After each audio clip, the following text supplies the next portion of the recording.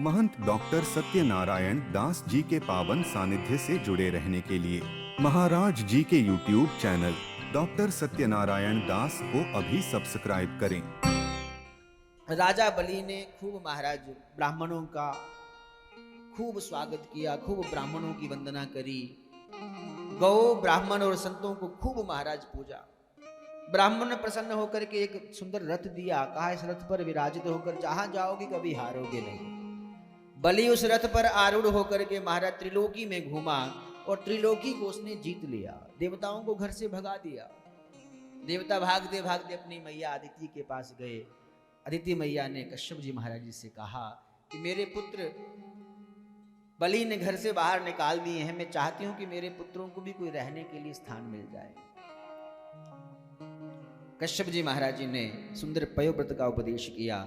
उस व्रत के प्रभाव से कालांतर में अदिति मैया के गर्भ से भगवान स्वयं वामन के रूप में प्रकट हुए। बोलिए वामन भगवान की जय हो।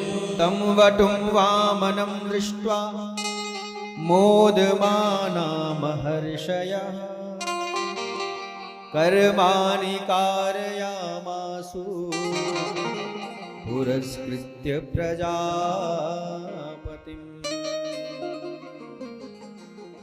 बृहस्पतिर्ब्रह्मसूत्रं मेखलां कश्यपो ददौ कृष्णाजिनं भूमिर्दण्डं सोमो वनस्पतिः।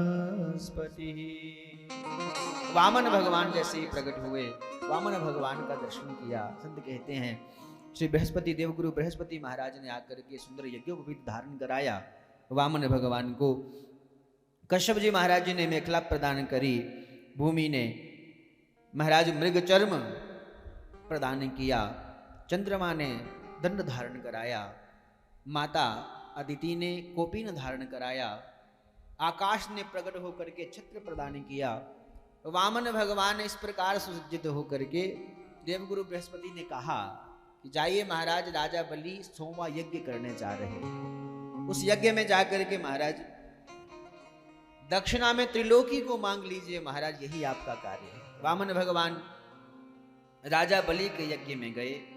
बलि ने जैसे ही भगवान को आते हुए देखा, इतना सुंदर स्वरूप महाराज पहले कभी नहीं देखा था। बड़ा सुंदर स्वागत किया, कहा प्रभु बताइए मैं आपके लिए क्या कर सकता हूं। स्वागतम ते नमस्तुभ्यं ब्रह्मन् किम करवामते। मैं क्या करूं, मुझे तो ऐसा आपका दर्शन करके ऐसा लगता है कि मेरा यज्ञ सफल हो गया। अद्य नः पितरस्तृप्ता अद्य नः पावितम कुलम।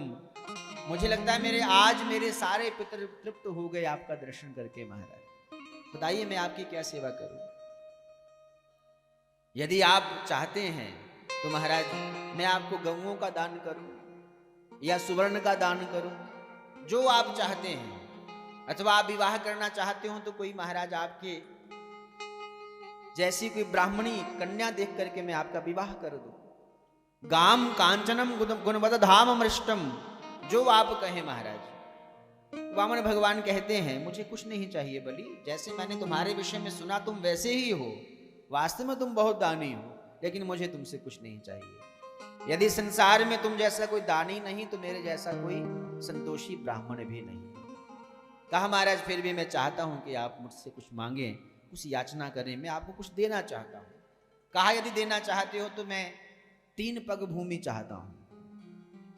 कहा महाराज 3 पग भूमि बहुत सुंदर चर्चा हुई है, लेकिन अब समय इतना नहीं है कि हम उस चर्चा को करें, क्योंकि अभी हम अष्टम स्कंध में हैं और भगवान प्रकट होंगे दशम स्कंध में जाकर के, और समय 3:45 तो हो ही गए, तो भी थोड़ा कथा भी स्पीड में चलेगी।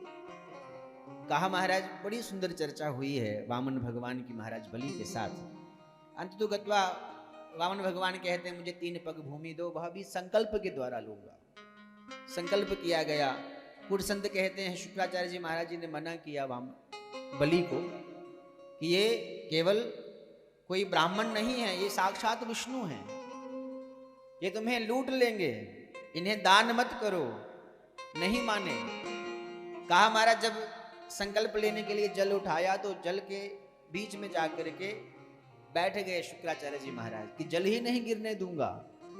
भगवान ने कुशा के द्वारा महाराज जल पात्र के मुख को खोला, उनकी एक आंख फोड़ दी शुक्राचार्य जी महाराज जी।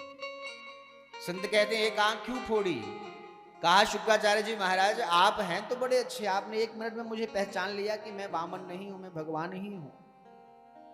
लेकिन महाराज आप पक्षपात करते हैं, इसलिए एक आंख से आप समदर्शी कहलाओ, पक्षपात ना किया करो। बलि ने 3 पग भूमि का दान किया, भगवान ने विराट रूप धारण किया।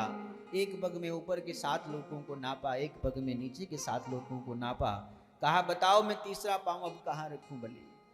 कहा महाराज धन अधिक बड़ा होता है कि धनवान? बोले धनवान। कोई 2 पांव में तो केवल आपने मेरे धन को नापा है महाराज, अभी मैं तो आपके पास सामने खड़ा हूं, इसलिए पदम तृतीयम कुरु शीर्षनि में निजम, ये तीसरा पांव आप मुझ पर रखें और मुझे भी स्वीकार कर लीजिए। भगवान ने तीसरा पांव बलि के सिर पर रखा और उसे भी स्वीकार किया। बहुत कृपा राजा बलि पर बरसाई। सुखदेव जी महाराज कहते हैं भगवान ने प्रसन्न होकर के सुतल लोक का राज्य महाराज बलि को प्रदान किया।